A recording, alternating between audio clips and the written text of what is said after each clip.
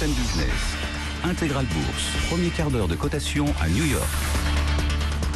Et oui, un premier quart d'heure de cotation qui confirme la baisse du côté de New York. On va se tourner vers Grégory Volokin qui nous attend depuis Mescart Financial Services. Rebonjour Grégory, c'est donc confirmé une tendance à la baisse pour cette fin de semaine à New York. Oui, en fait, si vous me posiez la question pourquoi est-ce qu'on baisse, la seule raison vraie. C'était ma deuxième question, Grégory.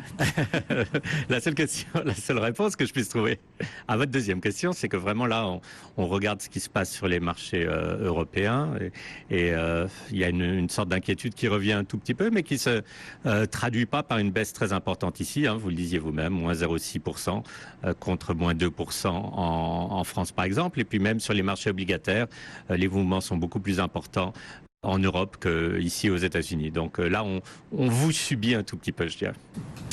Et on a un chiffre, là, pour le coup, purement américain à commenter ensemble. Grégory, ce sont les prix à la production pour le mois de mai. On est ressorti avec une petite hausse. Oui, une hausse de 0,5% qui est due principalement à l'énergie.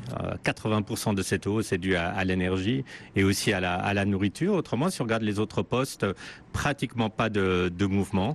Ce qui fait que sur une année, ces prix à la production sont très légèrement en hausse, de 0,6%. C'est pas vraiment de l'inflation et c'est quand même encore relativement loin des objectifs de la Réserve fédérale ici. Donc ça veut dire que déjà on anticiperait, Grégory, le fait que peut-être la Fed ne retirera sa perfusion que plus tard, c'est-à-dire décembre 2015, janvier 2016 ou pas encore. Est-ce que c'est un chiffre qui va dans ce sens-là? Écoutez, c'est un chiffre qui n'est pas si important pour la Fed parce qu'elle sait très bien que tôt ou tard, ces prix à la production, s'ils sont en hausse, par exemple, dans l'énergie, vont se transmettre dans l'économie. Donc, je dirais, c'est pas un des chiffres capitaux regardés par la Fed. Mais je pense que la Fed a commencé à se faire une très très bonne idée de l'économie aux États-Unis, qui redémarre bien en cette fin de deuxième trimestre. Ça se voit au niveau de l'emploi, ça se voit au niveau de la consommation. Et je ne crois pas qu'aujourd'hui la Fed puisse être vraiment influencée par ce qu'on a vu publié ce matin.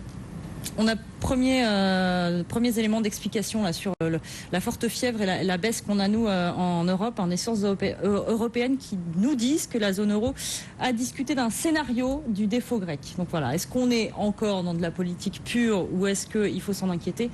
On verra la suite, mais peut-être que les États-Unis, ça va quand même les forcer à regarder un peu du côté de l'Europe, si ça se profile ce défaut grec. Mais c'est vraiment ça la question, parce qu'en fait, ce qui s'est passé quand même depuis le début de l'année, c'est que les investisseurs institutionnels américains avaient massivement investi en Europe. Ils étaient vraiment retournés sur les marchés européens, pas seulement le CAC, mais aussi les marchés espagnols, italiens, etc., avec l'idée que la situation en Europe s'était vraiment stabilisée et qu'il n'y avait plus vraiment d'inconnus. Donc, vous savez, l'argent n'a pas vraiment des sentiments. Et un institutionnel américain ce matin qui se dit, mais mon Dieu, si la Grèce sort de l'Europe, c'est très difficilement quantifiable par rapport à nos investissements. La première chose qu'il va faire, c'est tout simplement retirer ses billes d'Europe. Et je dirais, sans en avoir vraiment la preuve, mais que les 2% de baisse en France, c'est pas les gérants français qui sont en train de vendre, c'est pas les compagnies d'assurance françaises qui sont en train de vendre, mais c'est fort probable que ce soit les gros fonds institutionnels américains qui n'ont pas envie de prendre des risques qu'ils n'avaient pas vraiment prévus il y a quelques mois. Oui, effectivement, retour du risque en tout cas politique et qu'on ne peut pas mesurer d'un point de vue financier, qui effectivement doit motiver des sell-off, pour parler en bon français. Grégory, il y a un dossier qu'on peut détailler avec vous, puisqu'on en parle beaucoup et ici et outre-Atlantique. Bien sûr, c'est la démission forcée du directeur général de Twitter. Ça y est, il est mis à la porte et donc c'est son fondateur qui revient pour essayer de réparer un peu les morceaux, c'est ça ? Je dirais c'est tout à fait ça. Mais alors quel est le problème avec Twitter? Parce que en fait Twitter a produit quand même des bons résultats. Mais je dirais le problème il n'est pas vraiment là. D'abord il y a le problème au niveau de leurs produits. C'est difficile à l'utilisation. Vous et moi, je suis certain qu'on vous savez bien l'utiliser, mais que pour beaucoup de gens c'est vraiment quelque chose qui n'est pas du tout, comme on dit, friendly, pas du tout agréable. Et les gens préfèrent, s'ils veulent s'exprimer, aller sur un Facebook, par exemple. Donc, il y a la difficulté d'utiliser Twitter. Deux, il y avait cette limite de 140 140 lettres. Alors cette limite vient d'être supprimée, donc en fait maintenant les messages vont pouvoir être plus longs. Je ne sais pas si ça va changer grand-chose. Et puis ça s'est quand même reflété beaucoup au niveau des revenus de Twitter, puisque Twitter ne récolte que 1% des dépenses sur la publicité que j'appellerais digitale. Et 1%, c'est très très peu, parce que si vous imaginez, Twitter a 300 millions de visiteurs mensuels, un Facebook en a 1 milliard, mais un Facebook récolte 20 à 25 fois plus d'argent de publicité que Twitter. Donc il y a vraiment une désaffection des publicitaires par rapport à Twitter.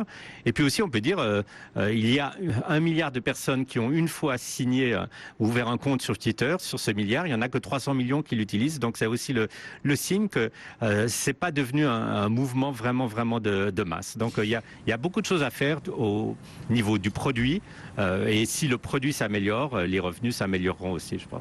Moi, je pensais que c'était une sanction qui était purement financière, c'est-à-dire que le board avait dit, ben voilà, les revenus ne sont pas assez conséquents, bam, vous sortez. Je pense pas vraiment. En fait, les revenus sont pas assez conséquents, mais pas parce que c'est une mauvaise politique commerciale. C'est que c'est surtout, je dirais, un produit qui est assez mal défini. Imaginez par exemple que Twitter a une application qui est absolument fantastique, c'est Periscope, qui permet de voir en streaming ou de transmettre en streaming des images. Vous et moi, vous pouvez maintenant transmettre à vos amis des images en direct. Ils n'arrivent pas vraiment à leverager ou à monétiser cette application. Ça, c'est une chose. Mais surtout, c'est aussi une question de popularité. Les jeunes vont sur Snapchat, ils vont sur Instagram.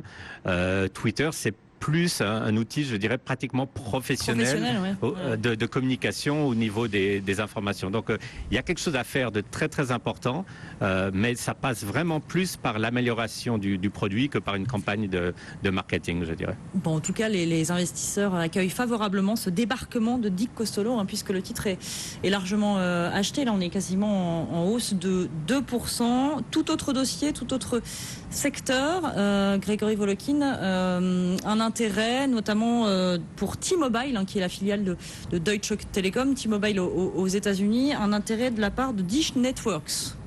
Oui, alors ça devient un serpent de mer parce qu'on sait maintenant depuis longtemps que Dish est intéressé. On sait que Dish Network a parlé avec Deutsche Telekom. Hier, on apprenait que Dish est en train de parler avec des banques, essayer de lever entre 10 et 15 milliards de dollars. Mais il faut savoir qu'à la tête de Dish Network, il y a un monsieur Ergun, Charlie Ergun, qui est un joueur professionnel de poker. Et là, je plaisante pas. Donc, c'est très difficile pour la compagnie qui est en face de négocier avec un joueur de poker. Le joueur de poker, il garde ses cartes en main, il les cache très très bien. Donc, il y aura sûrement un deal qui va se faire parce que c'est dans l'intérêt de Dish qui a accumulé énormément de bandes passantes. Et Dish, il faut le rappeler, donc c'est de la télévision par satellite. C'est tout à fait leur intérêt d'acheter un opérateur téléphonique sans fil, mais le deal sera sûrement difficile à structurer, d'autant plus que les Allemands Deutsche Telekom sont dans la partie.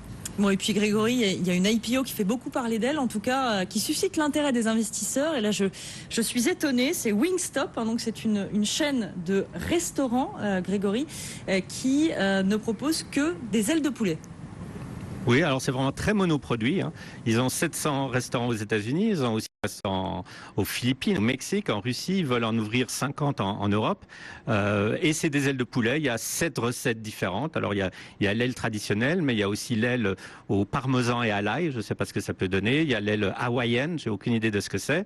Mais il paraît que, en fait, c'est une chaîne de restaurants qui, même pendant la crise en 2008 et 2009, continuait à avoir une très belle croissance, de 10 à 15% par année. Il faut savoir que les Américains sont friands d'ailes de poulet qu'ils mangent en regardant le baseball à la télévision. Il paraît que c'est un peu moins salissant que de manger une tranche de pizza ou un hamburger. Mais donc ils vont ouvrir, faire leur IPO ce matin. L'action va être proposée aux investisseurs à $19 et ça risque d'être un beau succès parce qu'en fait, vous savez que c'est un secteur, ce qu'on appelle casual food, casual restauration, qui a très très bien marché. Il y avait des compagnies telles tels que Chipotle qui ont eu des énormes succès en bourse. Donc on verra si Wing s'envole, si je puis dire. Vous n'êtes pas américain, Grégory, donc peut-être pas amateur de ces ailes de poulet. En tout cas, effectivement, l'IPO semble être suivie et merci de nous alerter là-dessus. À très bientôt sur BFM Business, Grégory Volokin. Donc, Mescart Financial Services. Vous restez avec nous dans un instant, bien sûr. Un point complet sur les marchés qui restent extrêmement perturbés par ces incertitudes entourant le dossier grec.